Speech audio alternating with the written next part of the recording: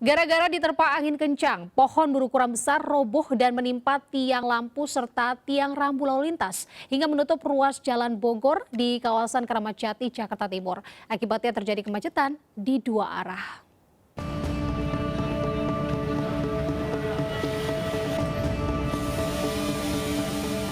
Sebuah pohon beringin berukuran besar tumbang menimpa tiang lampu dan tiang rambu lalu lintas di Jalan Raya Bogor, Keramat Jati, Jakarta Timur, Jumat siang. Pohon tersebut tumbang saat angin kencang menghembus. Warga sebelumnya sempat khawatir karena kondisi pohon yang sudah miring. Akibat pohon tumbang, arus lalu lintas di kedua arah jalan raya macet panjang sebab pohon tersebut menutupi hampir seluruh dua sisi jalan. Tiba-tiba pohon itu langsung lumpuh. Sempat ada korban ya, Pak? Nah, korban nggak ada. Tadi lagi sepi. Korban nggak ada. Tadi kebetulan lagi sepi pas selama. Dari beberapa instansi yang ada, pertama pemadam, PPSU Keramat Jati, keamanan juga kita masuk semua ya.